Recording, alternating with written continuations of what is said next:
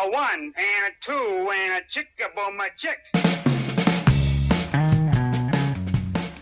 Today I have a fairly quick-moving, fast-moving podcast for you. I was interviewed by a gentleman named Carl Utter, and here's something for you to think about. Carl was introduced to me and me to him through a gentleman named Bill Dorr.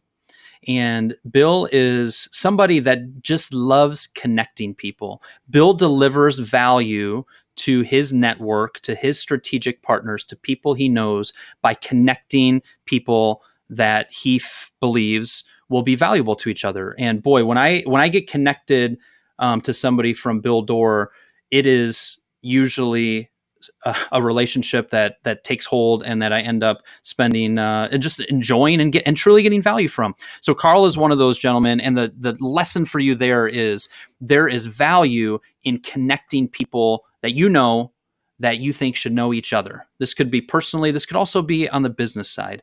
I look out for opportunities to refer Bill more because he's always looking for opportunities to refer me to others. So keep that in mind. And that is just that's just a little backstory on how Carl and I know each other. Enjoy this podcast. It's fast moving. It's fun. And hopefully you will learn something to improve your remodeling business and maybe even your life.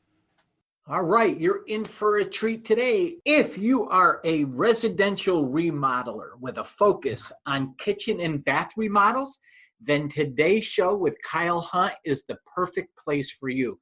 For the last 10 years, Kyle, his focus has been on helping remodelers selling kitchens and bathrooms and addition projects and seeking to increase their profits while shrinking the number of hours they work. Ladies and gentlemen, Kyle Hunt. All right, Kyle, how are we doing? We're doing, as I mentioned, okay, because I'm at my home instead of my office, and there's a 6-year-old with a fever downstairs. Good. Kyle, tell us a little bit about your company and who is an ideal client for Remodel Your Marketing. Remodel Your Marketing. So shortly after I started my business 12 years ago, I took some of my own medicine, which says you can't be all things to all people. And I'm just going to work with home remodelers. And that's turned into primarily working with guys and gals that are doing kitchens, baths, and additions. So very much a niche within a niche. What's a sales process? Now with their sales process from the time the phone rings all the way through to the completion of the project, and then also dig in with them on kind of their financials and helping them understand their numbers and really understand their markup and what they need to be doing to be doing what they're supposed to be doing, which is making money. So what problems do you help them solve, Kyle? Well, I help them solve that overwhelming, looming feeling of why am I working so hard, and where is the money? And how can I make a really solid profit in this business? Not necessarily just so I can make a bunch of money, but maybe it's to hire somebody to relieve some of the hats that they have on. Maybe it is to hire somebody so they can have a better work-life balance. You know, a lot of my successes of what I help people with is and that's what fires me up is, yes, of course, you're hiring a coach and you're working with a coach to make more money.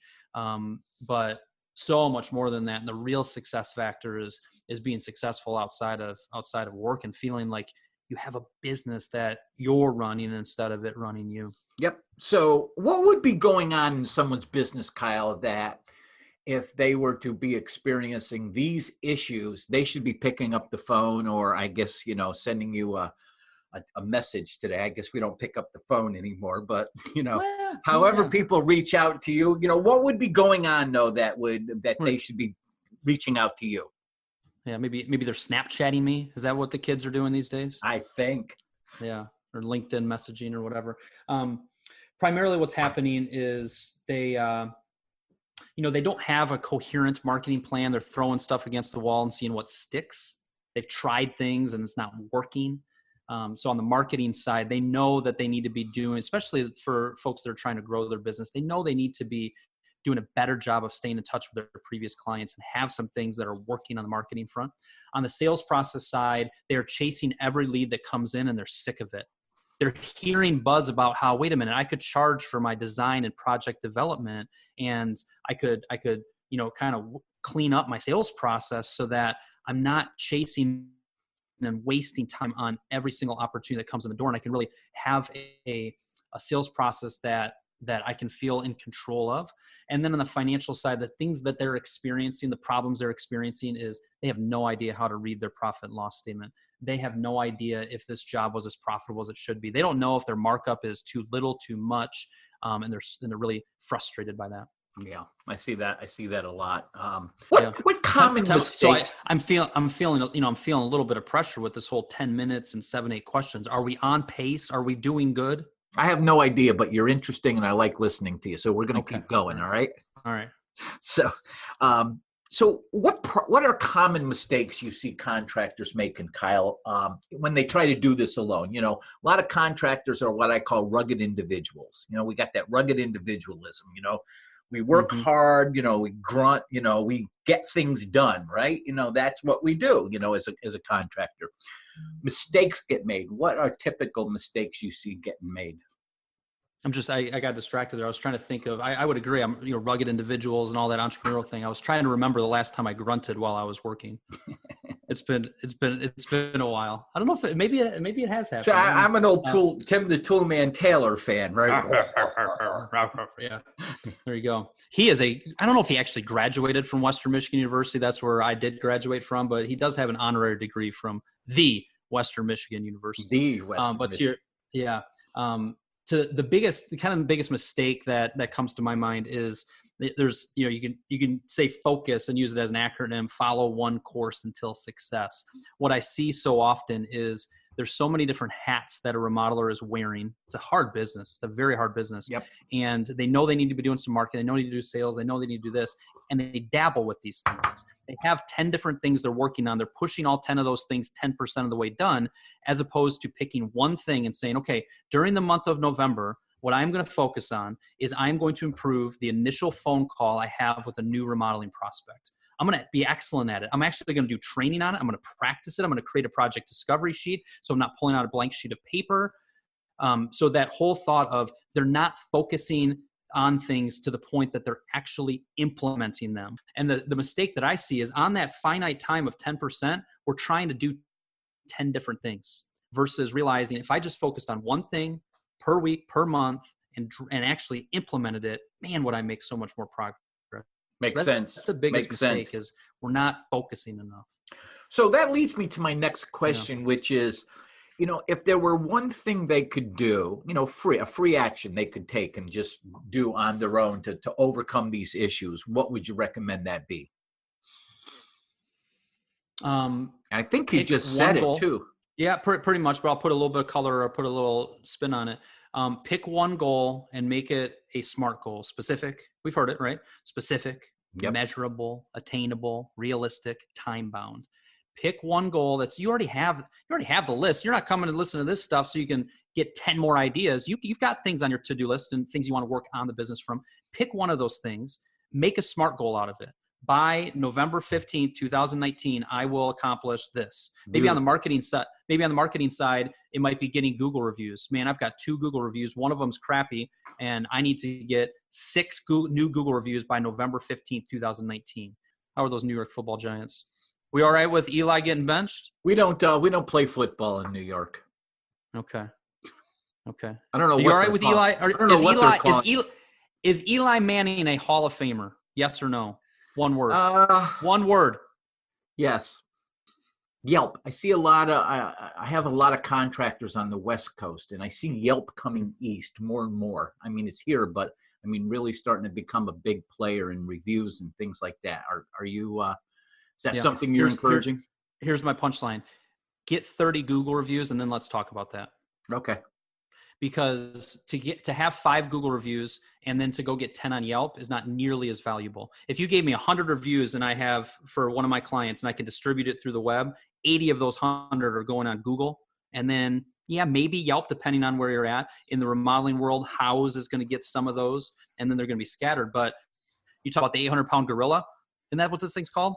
This podcast? Mm-hmm. Yeah. The 800-pound gorilla on the search side is Google. It still is. And And those reviews on Google are much more valuable than anywhere else. There you go, folks. And you're hearing it from an expert. So if you're looking to remodel your marketing, that's your free tip. And Kyle, I'm sure somebody's going to this is going to resonate with somebody, and they're going to want to know more about Kyle Hunt. How would they learn more about you, your expertise? Do you have something on your website people could download? Maybe a video course, PDF? Maybe. What do you got? Yeah. So actually, two things I would point to. One is if you're listening to this podcast, you must like podcasts. So Remodelers on the Rise is my podcast. Remodelers with an S on the rise.com. And then the other big thing that I would point you to, especially if you're a remodeler, if you're not a remodeler doing kitchens, baths, additions, I'm not going to accept you into this group. I know I'm stingy, but that's the value of the group. If you go to remodelerscommunity.com, it'll link to my private Facebook group, and there's about 600 remodelers, just a ton of really good, solid education ideas, just a really good community. And then, if you go to remodelyourmarketing.com, I have a free report that's titled 5 Simple and Powerful Ways to Stay in Touch with Your Previous Clients. If you did a project with somebody 2 years ago and they haven't heard from you since then, that's a problem. Big problem I see with just about every contractor. The majority of the dollars. Yeah. Yeah. The majority of the dollars for contractors. Go ahead. Especially if you're a good contractor, you're professional, they trust you, you should never lose touch with that customer. I am with you wholeheartedly on that. Awesome. And so we get to the part of the podcast I like the best, Kyle. That's where I get to ask experts like you this question. And that is, what's the one question I should have asked you today, but I didn't? The thing that's coming to my mind is, Kyle, I heard you talk a few things about that, like the relationship with their wife and their kids and stuff. Like, what does that have to do with business coaching? Why did you kind of light up at that part? And the reason I kind of throw that out there is we got to take as business owners, we got to go back to those days when we started our business, on why we started our business. I did not quit my job with not a lot of money in the bank, with a stay-at-home wife and a kid, so that I could be stressed out. We don't start our business because, we don't start a remodeling business because we want to work an obscene number of hours. And when you actually take a look and calculate the amount of income and you brought in for yourself divided by the number of hours, and you look at that number and you kind of go, oh crap. Like, that's not why we started this business. We started these businesses so that we have more freedom. We have more work-life opportunities for balance. We enjoy our work. We're passionate about our work. And oftentimes, our business can just start running us and we lose sight of that. So it is really important for us to revisit that often. And if it's out of whack, if we're struggling with that, you got to work at it. It's not going to magically fix itself. You got to seek out experts. You got to read. You got to study. You got to listen to podcasts. And more than anything else, you got to do something. You got to implement. Very good. Very good, Kyle. Very good. So before we wrap, why don't you give us those websites again? And also, I'll include a link right down here. This will be on YouTube, Facebook, LinkedIn. Cool. Yeah, so remodelersontherise.com, Remodelers with an S is the podcast. Remodelers with an S community is the private Facebook group. Okay. And then Remodel Your Marketing is where you can download the free report. And if you download that free report, then you're on my email list. I can just market to you forever. Well, that's the idea, right? Yes, but it's value, right? We got to remember when we market, you got to provide value. So if you do that and I start sending you emails and you're like, this guy's just trying to sell me stuff over and over again, that ain't going to work. No, marketing is about building, getting someone as a need to know, like, and trust you. That's what I try to do. There you go. Well, ladies and gentlemen, this has been Kyle Hunt from Remodel Your Marketing. And we love to bring in experts to help you grow your business. And certainly Kyle has not disappointed. Again, this has been the 800-Pound Gorilla Expert Podcast, where I ask experts like Kyle Hunt how to grow your business. Kyle, thank you for being our guest today. Thanks for having me. You bet. Take care, everybody. We'll see you next week.